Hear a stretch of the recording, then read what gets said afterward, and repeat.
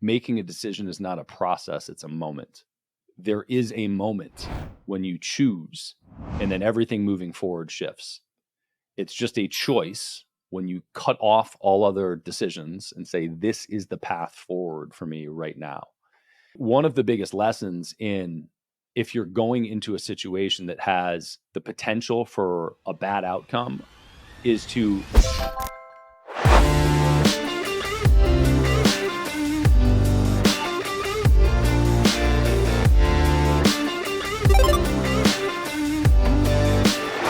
today, we're going to do a unique episode of Beyond a Million. I'm not really sure why, actually, but I have a great friend, Thomas K.R. Stovall, who is going to interview me.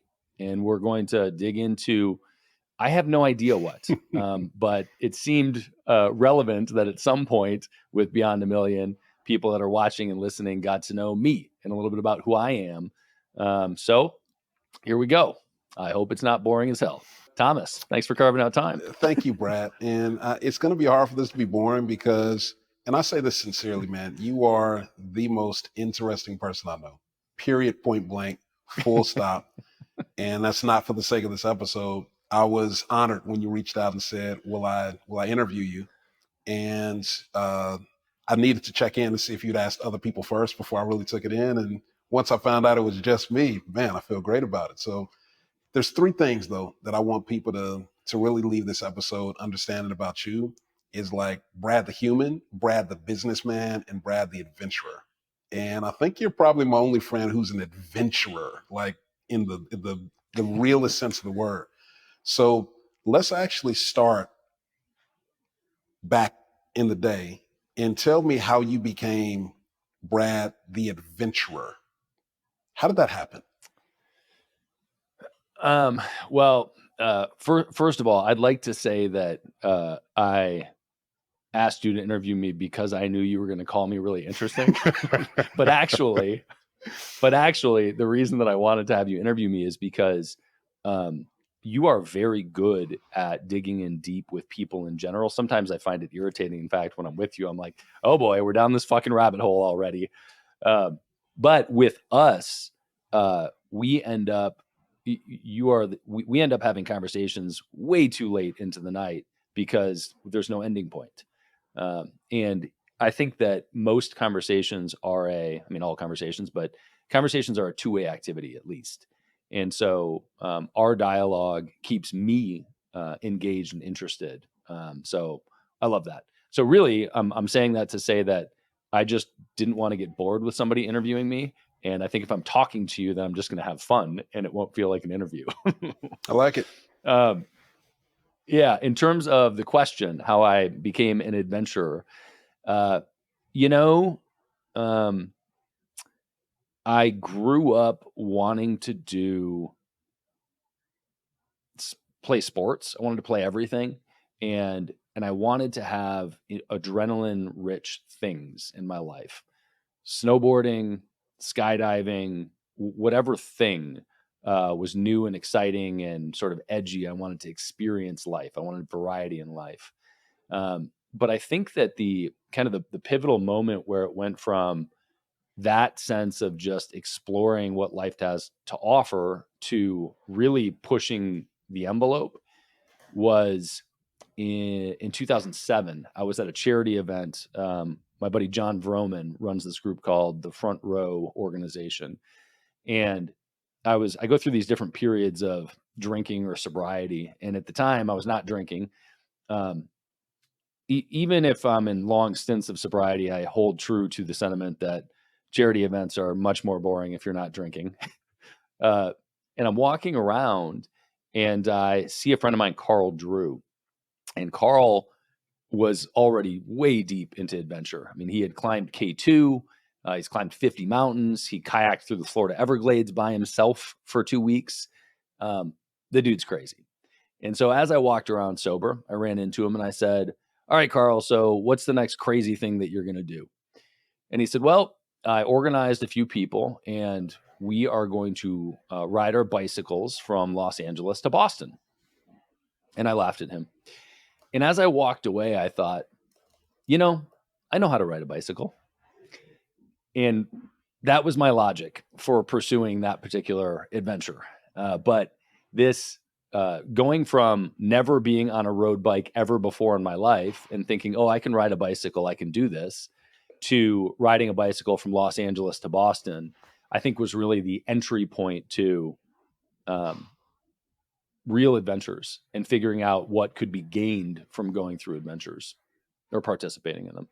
Was that your first adventure, or had you done little stuff before that? I mean, skydiving, snowboarding, little stuff, but nothing that would, I think, people throw around words like epic pretty loosely. And I usually want to smack those people when they call a night out epic or something. But, riding a bicycle from Los Angeles to Boston, I think fits into that bucket in my head of like an epic experience, an epic journey. Yeah. Are your parents adventurers as well? Is that where it came from? No, they're just horrifically confused by me. I think they're confused by the entrepreneurial pursuits. They're confused by, the endurance athletics. I think the extreme endurance stuff is confusing to them. I think, they saw from an early age that I had a desire to do different things and kind of experience things and be a little wild. But the thing that goes with endurance athletics is some sort of loose screw and type of crazy paired with discipline. And you have to have the discipline, because you cannot get on, a bicycle and ride 15 hours a day for a month without some sort of prep and without having some internal discipline to do it. Sure. That reminds me of a story you told me about. I'm not sure if it was who the guy was. You'll have to fill it in. But with your Everesting times too, when you went and climbed the height of Mount Everest, not just 2 times, but a number of times, the background on that was a nutty story of you out, middle of debauchery and getting into a chest pumping match basically, and saying, of course I can do it. And then immediately going home and beginning to train. Can you tell me a little bit about that? Because I'd like, number one, the story is amazing and so inspiring. But what I found the most interesting about the whole thing was literally how you turned on the switch and started training, like literally the next day, stairwells. Tell me about that. Yeah, I will. And I will say that there are, Tony Robbins talks a lot about in conditioning. He talks about decision making and choices. And I think one of the things that became a reference point for me in life was him saying, making a decision is not a process, it's a moment. And there is a moment when you choose, and then everything moving forward shifts. Sometimes the catalyst of those moments is tragedy. And for a lot of people, you hear about rock bottom being that pivotal moment to shift, but it doesn't have to be.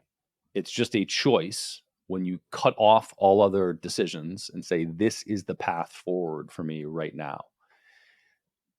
I was the backdrop of this is that I was part of this mastermind group called War Room, which has since disbanded, but I was in it for years.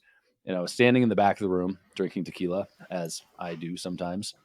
And I was watching this guy, Jesse Itzler, speak. And Jesse was the founder of Marquis Jets, Zico Coconut Water. He's married to Sarah Blakely. It's a powerhouse couple, entrepreneurs.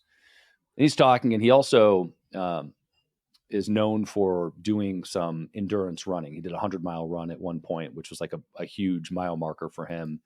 And so I'm listening to him talk, and he's doing a Q&A at the end, and somebody raises their hand and says, hey, so what's the next crazy thing you're doing? And Jesse says, oh, well, I'm glad you asked. I rented a mountain, and I'm challenging a bunch of my friends to climb the mountain enough times for it to be the height equivalent of Mount Everest, which is 29,029 feet. In this particular mountain, you have to climb 17 times in a row to equal the height of Mount Everest. And I had a visceral reaction in the back of the room. I think that I had like some little Tourette spasm, and I was like, fuck. Because I knew that was my kind of crazy. I was like, oh, I have to do that thing. And so later that day, I went on their site and entered my name, but it really was like an application process. And I entered my name and then kind of forgot about it. I thought about it, but kind of forgot about it. A month or two pass, I'm at another event in Denver, and I'm sitting at the bar at this event, drinking Manhattans, as I do sometimes. And because no good story ever started with a salad, this journey launched. And I had a call with Jesse's partner, Mark. And Mark and I immediately connect on the phone. And he's telling me about the experience. I'm telling him about my background. He's poking to see if I'm going to be a good fit for it. And I realized that we're just the same kind of crazy. And so I'm asking questions and I say, hey, so Mark, how long does it take to get up the mountain? Because it's 17 laps you have to do. I'm trying to put together how difficult this thing's going to be. And he says, well, we think it takes about an hour. And I said, you think? And he goes, yeah, well, I did it once and Jesse's done it twice. And I was like, whoa, hold on. So nobody's done it 17 times. And the only person that's done it more than once is Jesse, who's done it 2 times. And he's like, yep. And I said, okay, well, if it takes an hour and we're doing 17 laps, how long are you giving people to do this event? And he says 36 hours. And I said, 36 hours? And he says, do you think that's not long enough? In my drunk ass, I said, motherfucker, I could do that shit twice in 36 hours. As soon as I said it, as soon as the words escaped my mouth, he goes, oh, yeah. And I thought, well, I've had a few Manhattans. Maybe I'll tell you in the morning. And Mark says, yeah, or you could step the fuck up and get your foot out of your mouth. And I was like, oh, shit. Yep. Okay. And so I continued to drink my Manhattans that night. And in the morning, I woke up and I realized I was 7 weeks out from the event. I went rock climbing that day with somebody locally in Denver. And the wheels started to turn and I started to map how I could do this. And there's a long version of kind of mapping out that plan to do this. But the condensed elements here that I think give some actionable takeaways are 30. If every lap takes an hour, I've got 34 hours of climbing to do 34 laps because I'm committed to doing it twice. It's 36 hours that we're allowed to do this in. So it sounds like at first listen or glance, you've got 2 hours to spare. Seems like a lot of time. Well, 2 hours divided over 34 gives me 4 extra minutes per lap. So I have a buffer time of 4 minutes per lap to eat, drink, shit, piss, rest, maybe. Now that doesn't sound like very much. So that's the beginning of the Everesting thing. When I got there, I guess I'll tell you the bullets of training and kind of the end of this event. So I had 7 weeks to train, and just like frame of reference for people, most people, when you talk about endurance athletics, talk about Ironman races. The first question I get when I mention endurance or somebody mentions, oh yeah, Brad is an endurance athlete, people say, have you done an Ironman? And I haven't. And there's a part of me that's like, fuck you, because I want to do one just to do it. But an Ironman race cuts off at 16 hours. Ironman races cannot be more than 16 hours. And I'm going into this thing that is going to be 36, right? So in most people that train for Ironman races, the standard training time is 9 months to train for a 16-hour race. And I've got 7 weeks to train for something that's going to be 36 hours. This is not a good idea, but I have to figure out how I'm going to do this.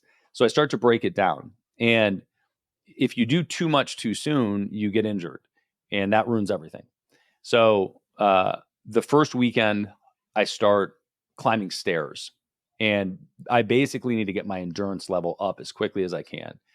There are no mountains in Austin, so it's not a great place to train for this. So I start climbing the stairs in high rises. I'm living in a 35-story building. My neighboring building is 60 stories at the time. So I start climbing the stairs. First weekend, I do an hour Saturday, an hour Sunday. This is important because I know that this is going to span 2 different days. And so if I sleep at some point, I want to train and produce this simulation of killing myself the first day, getting a little bit of rest, waking up feeling like shit, and doing it again. And it's important to train as close to the circumstance of the actual event as you can.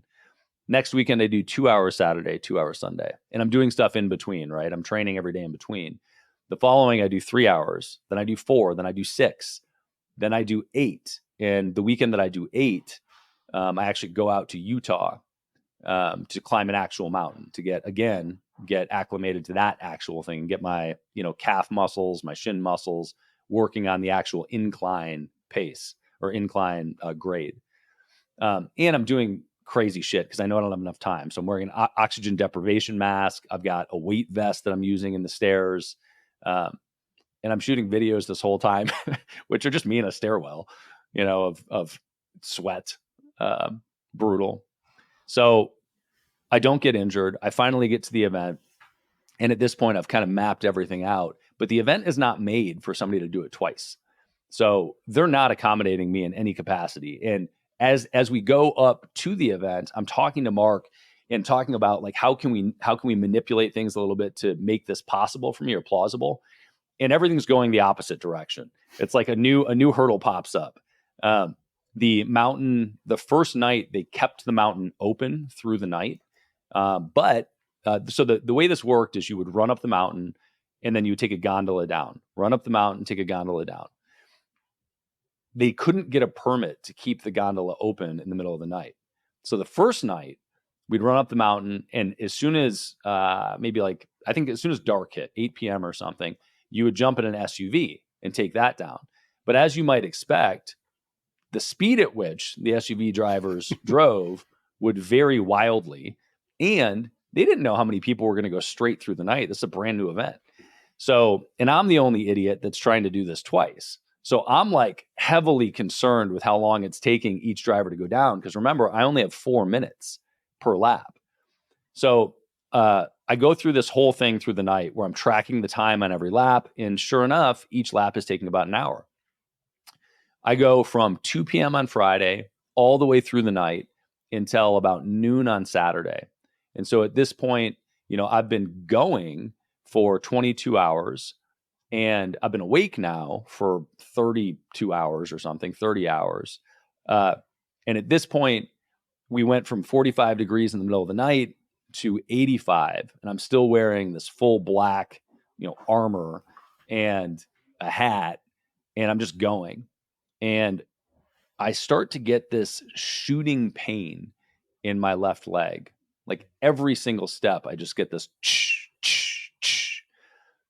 And as you can imagine, there were quite a few steps involved in going up this fucking mountain. Every step, it's radiating up my body.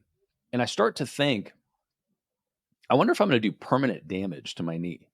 And, I'm 22 hours into this athletic experience. And this is a very rational thought. I have not trained enough to do this. I absolutely could do damage to myself. But I got stuck in this loop in my head for a period of time where I fast forwarded to my 75-year-old self.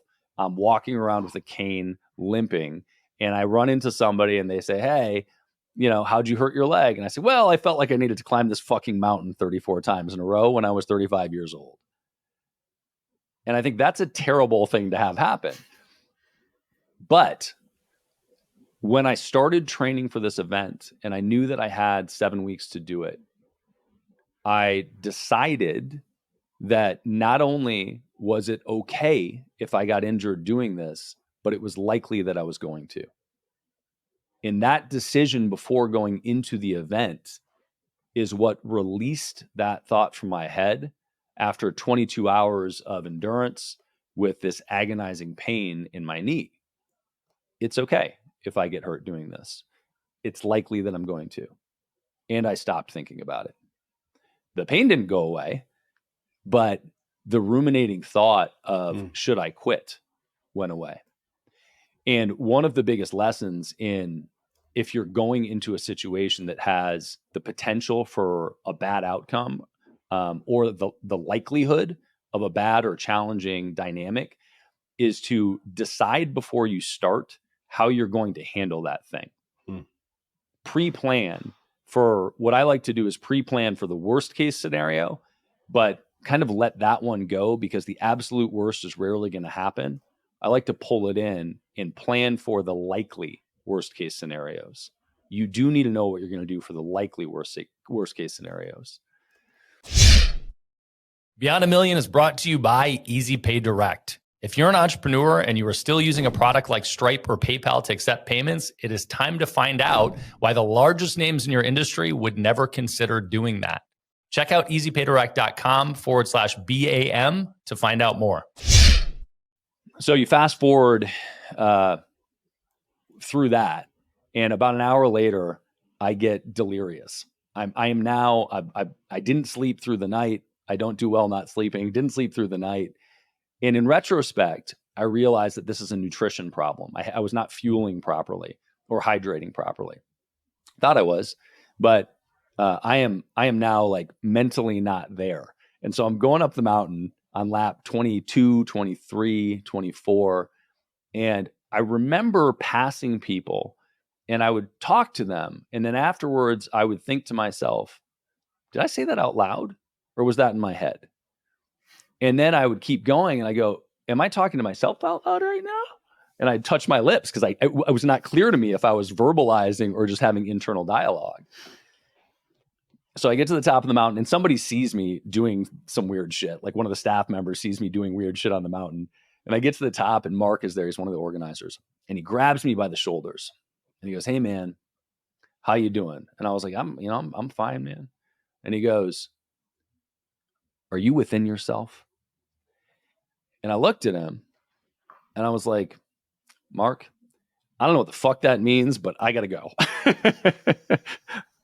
I've got 4 minutes. He then radios down to staff again, and he follows me to the gondola. And, it's middle of the day, 85 degrees. And he says, hey, man, you've got to go take a break, have some lunch, drink some water, get hydrated. You need fuel. How much are you eating? And he's like quizzing me. And I'm like, yeah, I got to go, man. It's time to go. But I do listen to him. I get to the bottom, I eat some food. But what had happened is we refer to this as bonking. In cycling in particular, people call it bonking, but it happens in all endurance. You have depleted all of your resources. You have no fuel reserves internally. And if you don't keep putting them in, your lactic acid builds up and your body just stops. And there is no recovering from it. You go too far past the threshold of lactic acid buildup, you cannot fix it without resting. So fueling is a tremendously important part of endurance athletics. So I sit down, I have lunch, I have water, and I struggle through about 2 more laps. But now these laps are taking me like an hour and a half. So they close the mountain. They won't allow us to go through the night, Saturday night, close the mountain. And I go have dinner at 6 p.m. I have only done 24 laps total now. And they're opening it again at 6 a.m. So I've got 6 p.m. to 6 a.m. to rest, sleep, whatever. I immediately get off the mountain. I hit an ice bath. I get in a hot tub. I take a shower. I eat food and I try to go to sleep. And we're glamping. We're sleeping in these luxury tents, which is code from sleeping on a cot in a tent. And there's a Bob Marley cover band playing because they decided it'd be a good idea to have like a party on night one. Well, I guess this is night 2 because a bunch of people had finished their 17 laps. Well, actually, the only about 50% of the people that attempted 17 laps finished, period. So there were still a bunch of people going on Sunday. But they only had a few laps to go or whatever. Did they see you on the mountain? Did any of these people see, like, who is this guy that we keep seeing up and down? Did they notice? Yeah. I didn't know this until the end of the event, but it was made clear to me that there were a fair amount of shit talkers. Like there were people at the event that were like, who the fuck is this guy? That's, what's he trying to prove? Like, why is he flexing? Like he has to do it twice, or, he's special, or, but to me, I was having brief conversations with people, and I was like a horse with blinders on. I mean, as soon as I passed people, they were out of the picture. I wasn't sticking around to talk to them. I had a pace, I had a goal, and I was measuring it the entire way through. And I really wanted the fucking Bob Marley band not to play, because they were just, I could literally feel their bass in my cot. So I crash, and my body is so sore that in order to roll over, I had to like reach over and pick my arm up and move my other arm over to roll my body over. Wow. But on the way down on that 24th lap, I did a Facebook Live, which I'd never done before at the time. And I'm explaining, tomorrow I only have 8 hours available, but I have 10 laps to do. And every lap I've done has taken at least an hour. So mathematically, this thing is no longer possible. And one of the mistakes that I made was, while I decided it was okay to get hurt doing this, and it was likely, I did not decide that I had to do 34 laps. I decided that I had to make this thing happen, but I didn't set parameters around when it was okay to say, well, I can't do it now. So I had lots of thoughts in that moment of, do I even bother? Right? Like I can no longer do 34. It is no longer possible mathematically.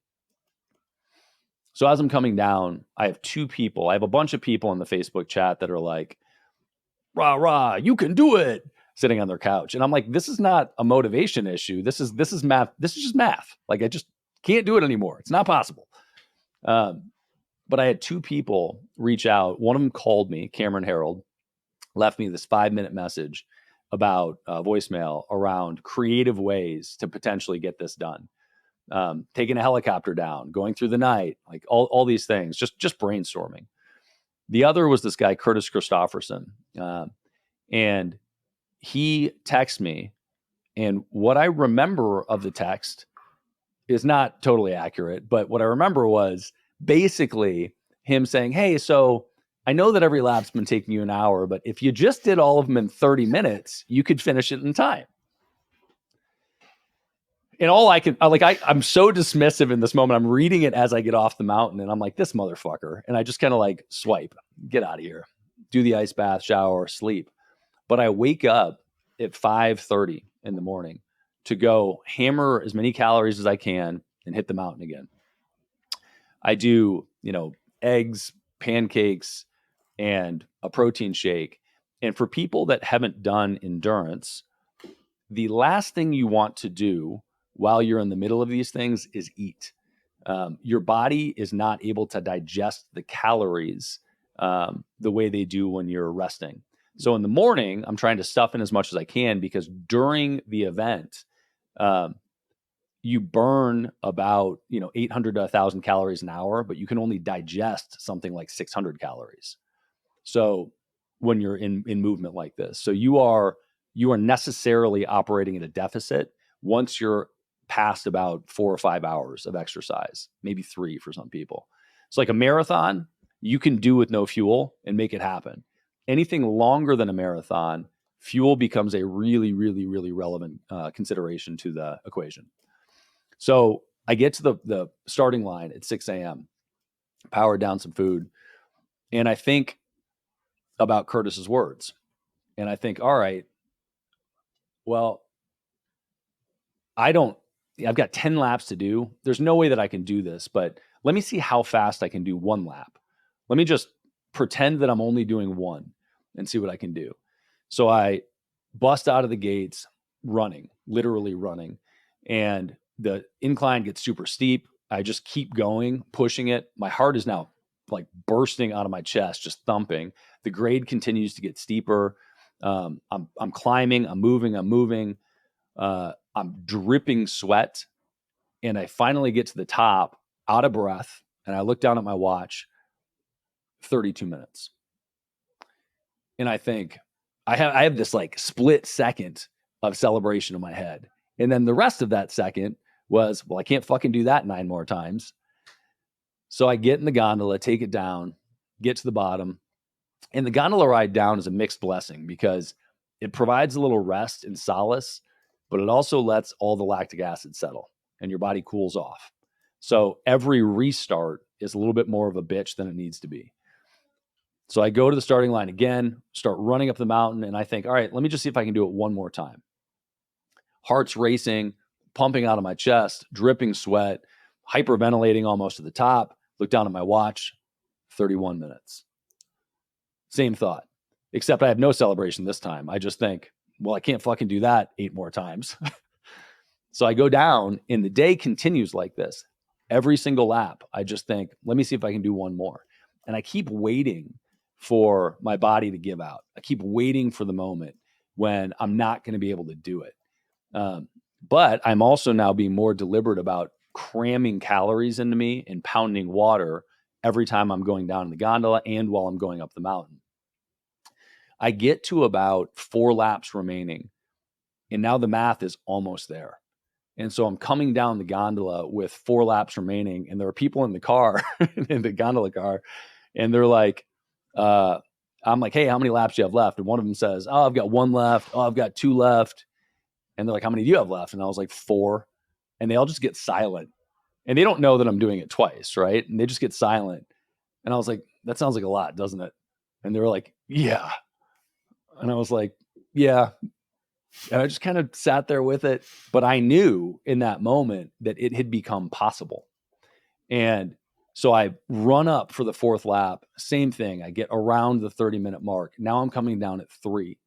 And I come down with 3 laps remaining in a gondola by myself. And now the math works. Now I'm on dead target. If I can do these last 3 laps, I'll make it. And when I'm coming down, I just break down crying by myself alone. And this is a very strange experience for me because I can't, aside from this moment, the number of times I've cried as an adult is probably a disturbingly low number. It's just not my emotional response usually. And so my first thought was, why the fuck are you crying? Which is what my head does. And the only thing I could come up with was I was proud of myself, was that I was in this state of complete disbelief that this thing was possible at all. And I did it anyway.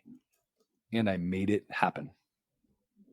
And I had not actually made it happen, but I knew I could then. At that moment, I had almost 100% confidence that it was going to be possible. And the next 3 laps were, par for the course. It was just the next 2 actually were possible. And I'm not going to say they were easy, but once I knew, I was just like, this is going to happen now. Now, when you know something's going to happen, it does feel easy. It feels effortless and you don't struggle with it. It's in that uncertainty that you challenge your own character about what you're actually capable of doing. Every time I hear the story, man, I can't, it's unfathomable to me that you're not on stages more often telling this thing. I have told this story an immeasurable number of times. And as you were talking just now, I took notes. I took notes because it's a masterclass. And I'm gonna just run down the series of lessons that I took from this thing. I love it. Well, let me give a point of closure to it because I think that probably one of the most important things for me was as I get down to the bottom, and Mark wanted to run, who's one of the organizers, wanted to run the last lap with me. And I was both excited to do that because I was like, happy to have an opportunity to do a lap with him. He hadn't done any fucking laps all day though. And also, like, get the fuck out of here. I need this moment of like silence for me. And you want to chat and your legs are totally fresh. And he's also an endurance athlete. So he's totally fresh, like dancing up the mountain. And I've been doing this for 2 fucking days, you know? But he's awesome. And we get to the bottom of the mountain and pretty much everybody's left. You know, there were probably 8 people remaining. The event was being broken down. The tents were all being broken down. Jesse was at the base with the people trying to finish their 17 laps that were just finishing. The staff knew what I was doing and greeted me at the top of the mountain, but we're talking maybe 5 staff members. I get to the bottom and there were a few people remaining that knew what I was doing, that congratulated me.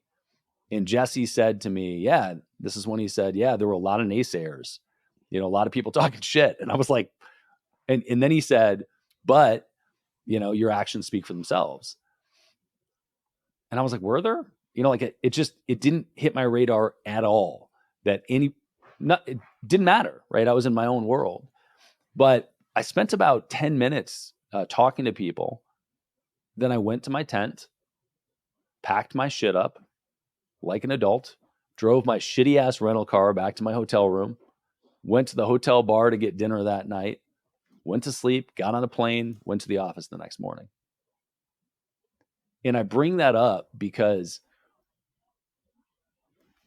there's no celebration for this stuff. The reason that you do this stuff is for this moment right now. The reason you do this is to be able to share the story so that you can share what you've learned. But in order to get anything out of it, you need to focus on what you have learned.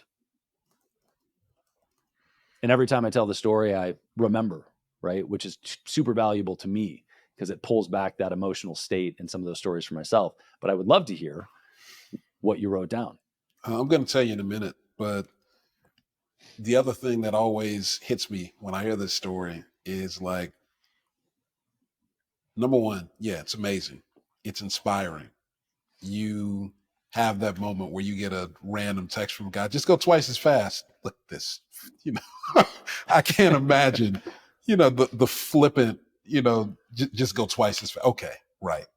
And then you think on it and you can't get it out of your head because you're an achiever. You're somebody who's like, I mean, I can't go twice as fast, but what if I could? What if I did? Can I do it just one time? And at the end of that journey, when you've done it one time and you've done it again and you've done it again and you've done it again and again and again and again 10 times, once it goes from impossible to improbable, and it goes from improbable to like possible, and it goes from possible to probable, right? Once that happens, and then you end up doing it in that moment or some point after that moment, you got to think to yourself, what exactly have I been doing? Because this was always possible. This pace, this level of achievement that in my mind was literally impossible. It's always been possible because I'm here now. Yeah. How did that impact how you view everything else in your life when you're now looking at the pace you've been moving at, what you've been doing? Yeah, man. I think that's I would love to say, it taught me this grand lesson to never hold back, to put everything out on the table and always give it 100%. Those are great lessons to take away. In practice, pragmatically, the challenge there is when you're doing something that's scary, that is long, it is pragmatic to think about how to keep something in the tank for the end of the race. And I've had experiences where people burn out quickly. It's a flash in the pan. They're not there for the race. And it's because they went too hard too soon. So you have to find that balance. You have to figure out how you can play the long game with the intensity that you can sustain, and figuring out what that level of intensity is that you can sustain. I think that's a personal journey, and that's sort of the fun and challenge and frustration of life. I think that's the value in doing incredibly difficult things is you get reintroduced to yourself in those moments where you're like, listen, I would have thought that the tank was this, and I realized that my reserves look like that. It's just a different paradigm coming out of that. But yeah, let me run down for you some of the handful of lessons that I took from listening to this, man. Because I'm telling you, man, I take this story like it's mine, because there's just so many little nuggets that somebody can apply to just everyday life, especially as an entrepreneur. Number one is you got to have a little bit of crazy. So if you're going to do big things, there's got to be some part of you that hasn't planned out every single part of it right up front.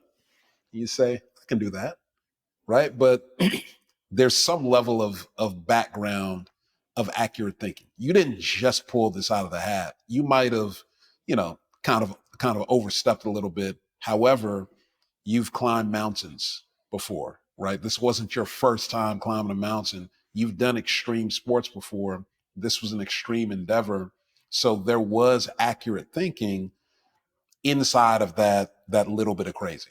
That's the second point for me, is there's got to be something that grounds the assertion. And if you don't have those big things, then the next part of that is another piece I took from you, which is the small things, right? Everybody wants to just make those huge swings, but you immediately went to deliberate planning. The moment that you made that big stretch goal, you come home the next day and you start mapping out what little micro actions day by day, starting not with a full 10-hour day, starting with an hour, and then going to 2 hours, and then going to 3 hours. All of those little considerations, I think, get lost on people when we see the stories of like the overnight success or the people who made it big. The tiny little actions that are planned out with deliberateness in mind, I think that unlocks something. I'm gonna stop here and let you speak to it a little bit, because I know that like we relate well on deliberateness. Talk a little bit about that. Yeah, well, there's a lot there. The first of, you have to be a little crazy to do big things and do crazy things. The dance is, if it's too big, most people get demoralized and never start. And if it's too small, it doesn't create enough fire inside you to feel like you actually have to drive. So it's got to be something in the middle. And for me, this type of thing of, oh yeah, I know how to ride a bike. I can ride a bike across the country. Sure, I can just run up this mountain. I know how to run.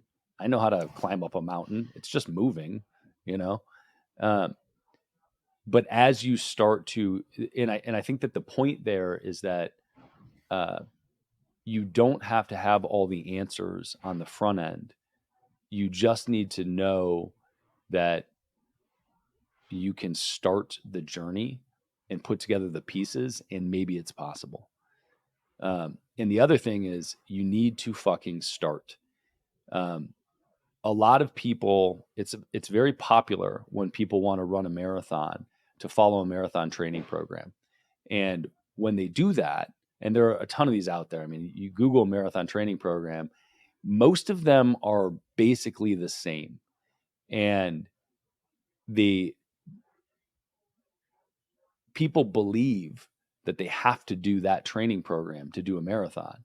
Well, the fact of the matter is, basically anybody on the planet can get off a couch with no experience and make their body move for 26 hours, or for 26 miles rather.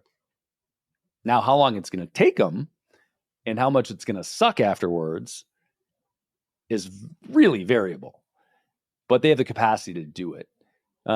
And I bring that up because there are a million different paths, from zero training and prep to just go make yourself do it mentally, to create a large training plan that is tried and true and tested. Both of those can get you to the outcome of finishing that race. In my case, with this specific example, there's no training plan. I have 7 weeks and I'm going to be on my feet for 36 hours. And I've got a base, right? I've been running, but like, I haven't been running for 36 hours straight, and I haven't been doing any vert, right? So there is no true training plan. What I needed to know was that I had some inkling of it being possible, and I had a plan, and I was going to stick to that plan and be disciplined about that deliberate plan. Right or wrong, that plan is what I was going to go with, because it seemed like, as I thought through it deliberately, this is the best case scenario, allowing enough rest, pushing my body enough with the time I had. If I got too in my head through that process, I would have given up, or I might have pivoted and tried to change my training plan mid-swing to my detriment. And so I think I think there's a lot to like pick a path and just run that fucking course, right? The largest mistake that I see with entrepreneurs in my age group that I grew up with in sales or grew up with in entrepreneurship, and they started something when they were 30, is that they changed their fucking path 15 times. And when I meet people that I knew when I was 30, I'm 43 now, and they're like, "Oh, what are you doing?" And I'm like, "Easy Pay Direct." And they're like, "Oh, you're still doing that payment thing." And I'm like, "Yeah, motherfucker." And we're still growing, 20 to 50% a year. What the fuck are you doing? And some of them are destroying our growth, right? Some of them are way more focused than us and have gotten way further. And some of them changed their plan a bunch of times. And so, one of the lessons with endurance is like, make the plan for training, make the plan for doing, and stick to the fucking plan. One of the notes I wrote down was run the simulation. And you spoke to it several times, like pick the plan and run that simulation again and again, and don't deviate. You don't know how it's going to turn out. But what you can do is wake up every day, move your body. In the case of an entrepreneur, move your mind, stay focused on that thing, because as an entrepreneur, what clicked for me as you were talking is we are all endurance athletes, but in a different context. And the person who wakes up every day and does the boring thing again and again and again, day after day, month after month, year after year, at some point, you develop enough of the resources and the relationships. Because I remember there were some years where, your growth in the business, it hadn't plateaued, but it was not nearly, what you wanted it to be. It was just kind of like slow and steady for some years. And then you just kind of hit a point where it was like, boom. And I've asked you about that before, and you're like, wasn't really a magic bullet. There just came a time where you'd done it long enough and some things converged and people knew you, and they, show up in the room and there's Brad again, and something goes wrong in the business after 5 years of talking to you. And they're like, I understand now why I needed him. And another person moves over and another person moves over. It just is the things converging after you've done it for so long.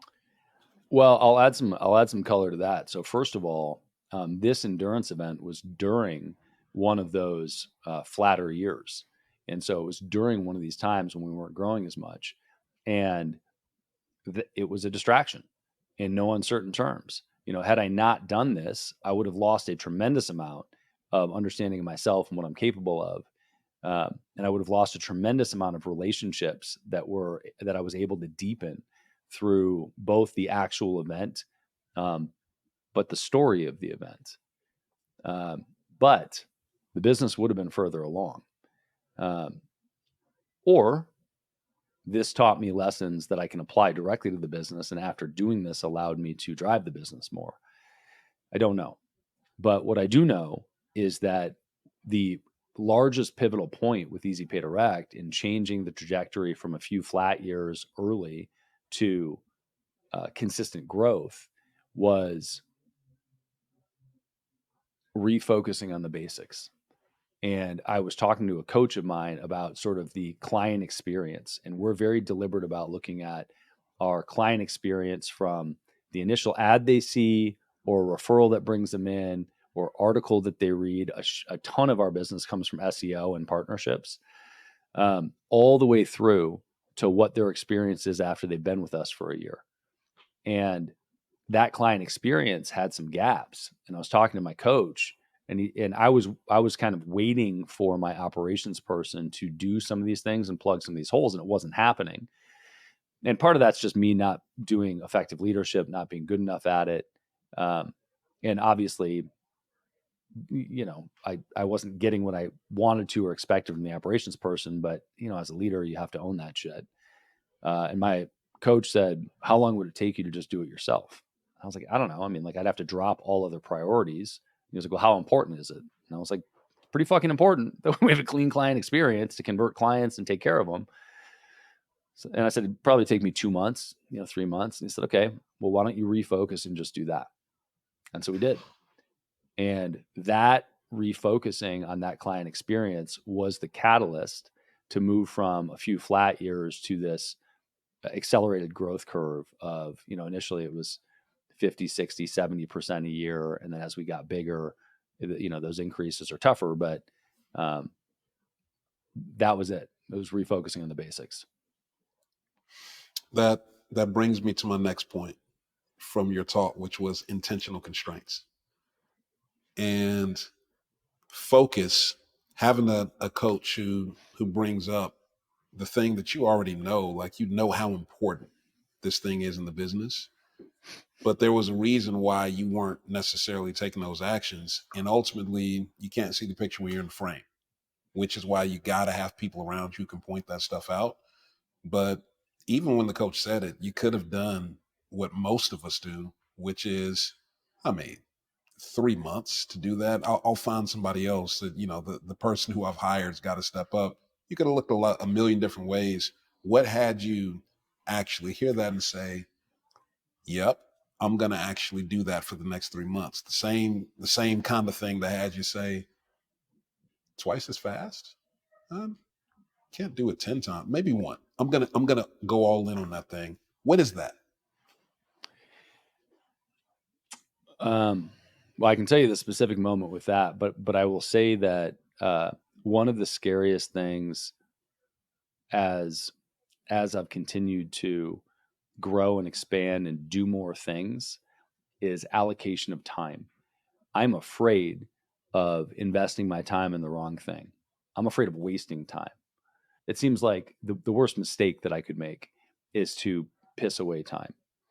But what comes with that is paralysis, is this idea of, shit, I don't want to invest 3 hours doing something or 3 months when I'm not sure what the outcome is going to be. And that has hit me much harder as the value of my time has increased a lot. But the pivotal moment with me with the coach was, I was having a conversation with him, and I think it was it was right around the same time with a flat year.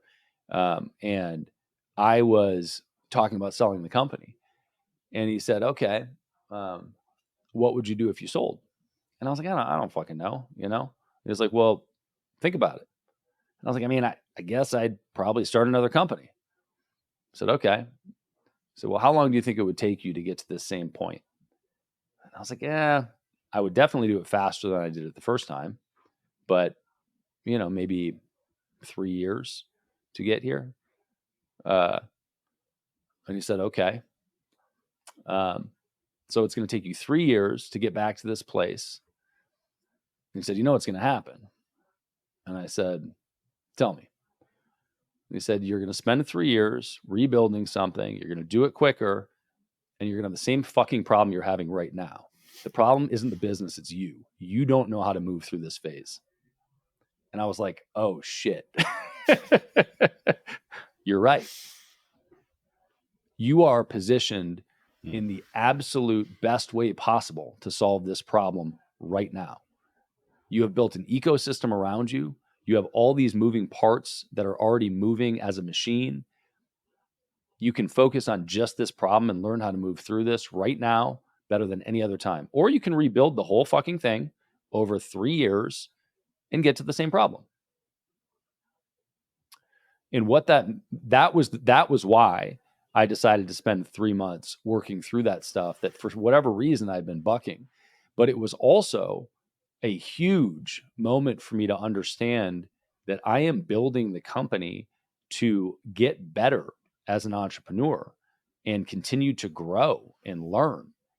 Yeah, all of the other things are important. Yes, we touch more clients. Yes, I have, facilitated retirement and wealth. I'm now, but with that, it's opened the door to realize what the more important things are.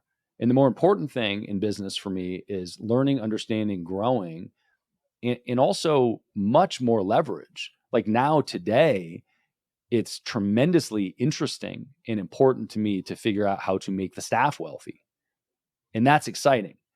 And I had heard that from entrepreneurs before and heard that was their focus. And I really thought it was lip service. But it took me getting to a certain place before that became a priority for me. And now I'm waking up multiple days a week thinking, how do I get them super excited about building wealth inside the walls of Easy Pay Direct to set them up forever? Wow.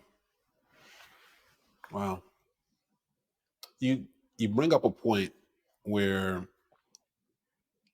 in a moment you've kind of hit this place in your business where like the baseline constraints are off now.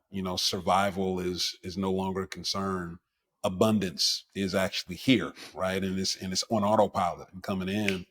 And now your mind is wandering other places. Now you're thinking about your staff. You're thinking about other areas of your life. What are some of the things that for you, when you think about the next 5 years, 10 years outside of money, when you're just thinking about life, what does your life look like in 5 or 10 years? If you can imagine out that far, what are the things that are different now that will look totally different then than they did 5 years ago, now, then another 5? Just walk me through how you're thinking about your life. So there are all these blog posts, articles. They're like, there's probably some secret how to get interviewed and land a job handbook out there. I'm sure there is. But I get questions from that handbook every single time I'm hiring somebody. And one of the questions that people that are getting interviewed like to ask is, what's your vision for the company? What's the 5-10 year plan? And I am known to respond to that with, I don't know what the fuck's going to happen in 5 years. It's largely a tech company, it's software sales and service, full-time dev team here. 3 years is about as far out as I feel comfortable forecasting for technological shifts. And even that, hard pressed. But here's what I do know. Establishing, I can't remember the words you use, but establishing the baseline comfort, right? I'm not, if you're looking at the hierarchy of needs, right? I'm comfortable, I'm not going to starve to death. I can retire comfortably. And so I look at what the next levels are. And one is, I'm 43 and single. And I have very deliberately through my life decided that I wanted to establish these things. First off, I wasn't willing to compromise on a partner. I wanted to make sure that the partner was not a misstep. I wasn't willing to, marry somebody early, have kids, and then get divorced 10 years later. Knew I didn't want to do that. The other is that there are different paths you can take with this that have different perks and drawbacks, right? You have kids when you're 20. By the time you're 40, they're adults, and you have like a new chapter of life as 40 with adult kids, and you're close in age, so you can relate. Very hard to do that part and also raise them wisely and raise them in a financially stable and secure environment. So I wanted to check those boxes first before going into that mode. But I'm very much kind of in that mindset right now. And to me now, it's the beginning of the game. The game is way more fun when there's more money involved and less critical pressure, if you're still willing to play it, right? A lot of people get complacent when they get to a certain point and just fuck around. And I've spent the last couple of years doing a lot of that. But, with a lot more resources, the game just becomes more fun. So my father, my whole family, immediate family, are physicians. My father's a ear, nose, and throat doctor, retired, and he makes these. You've seen them, these crazy elaborate stained glass lamps. And these things take hundreds of hours to make, and it's his hobby. And he's notorious for saying, when people are like, "Oh, will you make me one? Will you commission one for me? I'll pay you." And he's like, there is no way you could pay me enough for this to make any sense. Like, this lamp would be way too expensive. It's not why I'm doing it. It's a hobby for him. It's a very expensive hobby. That will almost certainly never happen in my life. And the reason for it is that part of the game for me is figuring out how to make the hobby a capitalistic endeavor.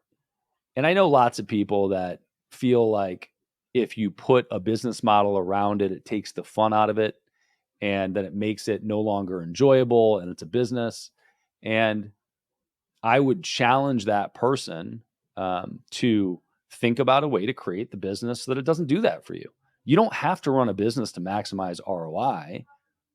You can run a business to other ends. But I don't see myself, retiring and checking out and having, shuffleboard tournaments in my retirement home. I see myself, not running a major organization, sitting on boards instead, and having sort of a hobby business project that's enjoyable to me in the future.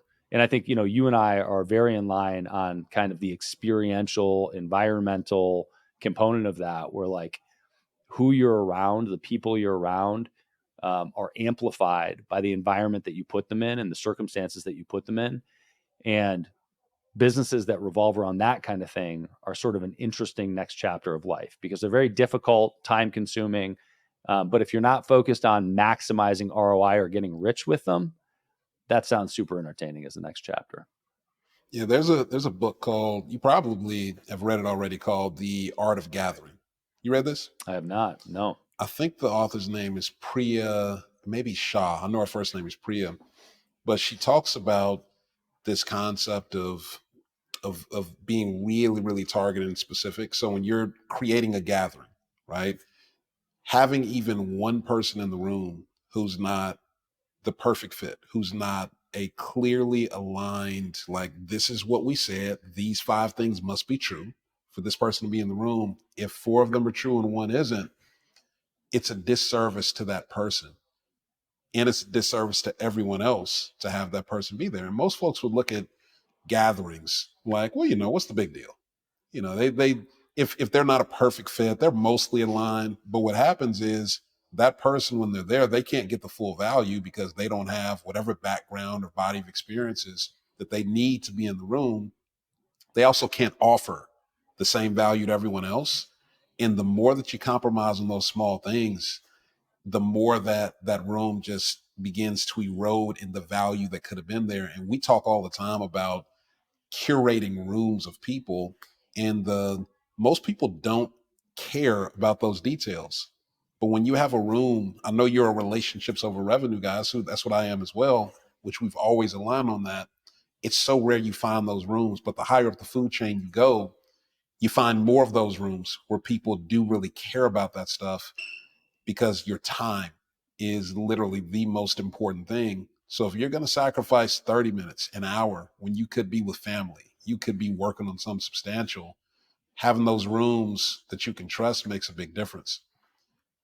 What's the most important room that you're in right now for the relationships that you have, both on the friend side as well as on the business side?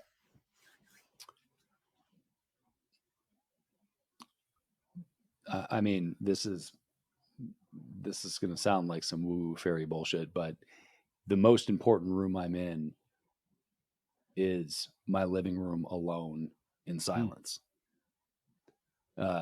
The realization for me, I had it a couple years ago and I didn't follow it enough, but the realization was sometimes the most productive thing that I can do is nothing. If I'm not spending time alone to sit and think in silence, I am doing a tremendous disservice to the people that are around me and to myself. And second to that is deep work. Second to that is just time alone, period, focused on other things. That, to me, amplifies the relationships that I have when I am with people. If I'm spending time thinking and working on things and working on myself, I am having deep, reflective thoughts about stuff. Doesn't even matter what it is. But when I allow myself to go deep into things or clear away all of the chaos, that shows up in conversations with high performers very directly as a value add. I've thought about this stuff, right? I spent time reflecting on it, and thoughtful reflection on concepts, events, ideas is the differentiator. We can get the information out there. We can get that anywhere. We can get responses from fucking ChatGPT now. But the thoughtful, reflective stuff from intellectual people is lacking. And so it's the same thing of, your question was what room, i.e., are you around a good group of people that's facilitated in a certain way, and where is it, and how do I get in the room, maybe? And, my answer today is I'm refocused on trying to be a better person so that whatever room I'm in, I'm able to contribute to that room in a better way, which I think allows you to get more out of the room as well. One of the things that's special about you is, and I've told you this before, there's no one who introduces someone to a group of people better than Brad Weimert. Like, and you don't even have to seemingly know people all that well. You spend a couple minutes talking to them and then introduce that person to a group, and the guy's looking around like, or is he talking about me? Like, yeah, you do a great job of framing someone, edifying someone, and introducing them into a space, whether it's 3 people, 15, 20. Has it always been like that? Or is it something that you have actually focused on? Because I try to do that, but I'm not nearly as good as you. I find that most people don't seem to understand the value of it. Why are you so good at that? Well, I think as a starting point, I am not willing to bullshit on introductions. So, at all. So, if I'm saying something, it's because I believe it to be true. And I'm not going to give hyperbole. I'm not going to inflate your statistics. I will just try to find the things that are relevant. And if you're not a high performing business, if I'm introducing a high performing business person to an artist, I can't, I'm not going to lie and say the artist sells XYZ and is worth, $1 billion. I am going to highlight the things that are impressive about that human to me. Right. And that might be, I have some of the best conversations with them ever. They are one of the most thoughtful people I know. They're super intellectual, and they have created a life making paintings. It's fucking crazy to me. Like the number of people that are able to make a living from painting is very small, and they've done this. Right. So it's finding the things that I can be authentic about, that impress me. And sometimes they're little, sometimes they're big. I think that I think it's super important. I very rarely do introductions without context. And I take time to do it. And I think that I learned it I had a stint for about a year in a network marketing company after I got out of Cutco, this little window. It's actually where I met Pete Vargas. Pete recruited me into this network marketing company when I was 22 probably. And one of the people there taught me the power of edification. And they were like, look, when you bring me into a room, you need to edify me. You need to build me up because it gives me the credibility to speak to the room with authority. And that obviously is just very much gaming the system, but it stuck with me. And it is a night and day difference when you get a third party endorsement, which is really what that is when you're doing an introduction, is you're lending your own credibility to this person that you're introducing, to these people that you're introducing to each other. It's such a gift to walk into that crafted space. It's such the word is thoughtful. It's such a thoughtful thing to do, and you do it so well. That's one of the things that you bring to a space. What is the thing for you that's like hands down the biggest value add that you consistently bring into any room that you're in? Man, I don't know. I mean, I think I'd have to ask friends on that. I think it depends on the room, probably. I think one of the challenges, I think it's really important to know that. And I wish I had a better answer, because I think you most often in life see the two extremes of that situation. You have the people that arrogantly believe that they have tremendous value and just fucking talk forever and grab the mic when they have an opportunity and just are shameless self-promoters, and they offer very little. And then you have the other end of the spectrum of people that are brilliant, but feel like they don't offer that value and don't know what their value is, or don't want to show up in that sort of perception of arrogance by grabbing the mic, so they don't talk at all. And I think that I lean more in that direction of, some of the things that, I guess another way to say that is, like, on that end of the spectrum, a lot of the time we do things and we get good at them. And when you get good at something, you internally stop seeing it as tremendously unique and valuable, because it's just something that you do. What you don't realize is that most people don't do that. And that is valuable to share it with them, if that's the case. Yeah. And so I don't know. I don't know what my thing is there. Want me to tell you? Yeah, please. One thing that I've noticed with you, and it doesn't matter who we're talking to, because we've had some of the most random experiences. In every conversation, you bring your attention and you bring curiosity.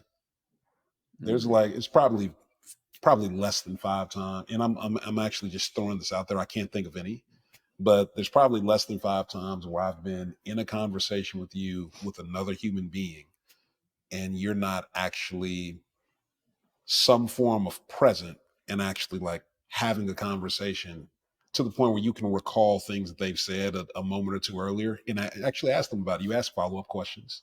It's the little stuff. And I think people feel appreciated when they're talking to you because you actually demonstrate care. You give your attention. A long time ago, somebody told me, if you find yourself in a conversation and you think the other person is boring, it's your fault. Wow. And the sentiment is that it's your job to be curious and ask questions. Everybody has something that's interesting and unusual that they do, and it's your job to find it.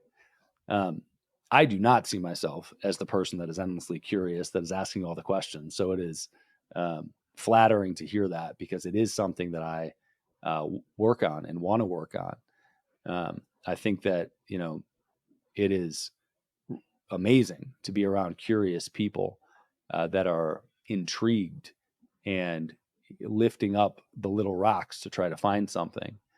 Those people are irritating as fuck sometimes too. But, the right kind of curiosity is uplifting. It's uplifting for an introvert. I most people don't see me as an introvert, but I definitely want to escape the noise and go get solo time to recharge. But there are some people that actually fuel me, but they're few and far between. And I think the through line of those people is curiosity. Speaking of curiosity, what's the most exciting place that you've ever traveled, and why? Oh man.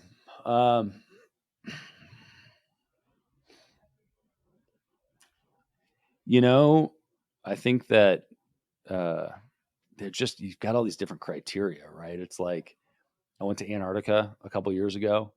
That's wild because it's so untouched, and it's more touched now than ever, but it's the middle of nowhere.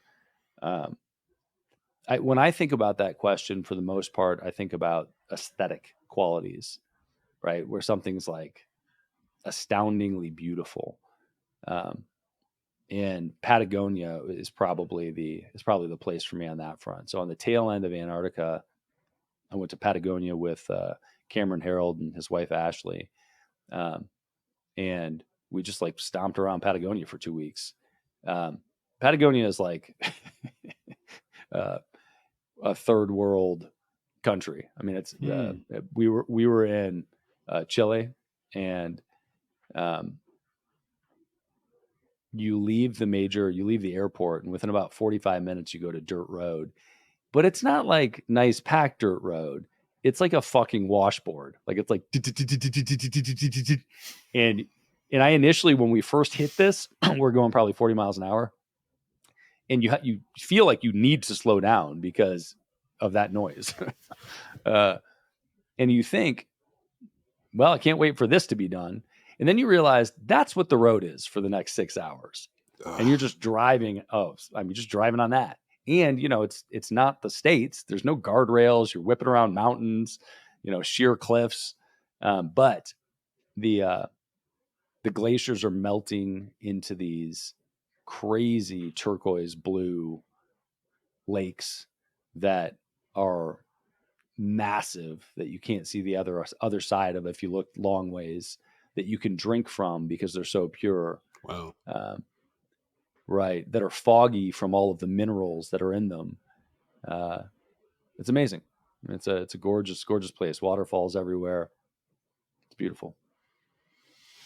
I got one more question for you, B. Yeah. Ask me, because I know we're coming up on time here. Yeah.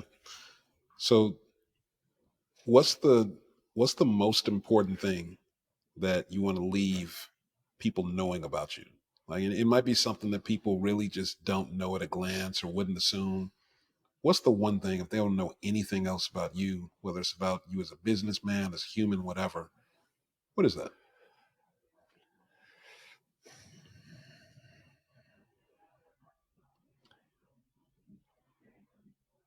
There's a big part of me that wants to respond to that by saying, I don't really give a fuck what people know about me. And I think that that's probably the largest through line is, what the fuck do I care? That's on brand. I don't give a fuck what you know about me. And, simultaneously, I think that nobody really wants to be judged harshly. And I do care, I do care what people think on a lot of levels. And so I think that probably, it's probably something along those lines of, I've probably thought about it and reflected on it more than you think. And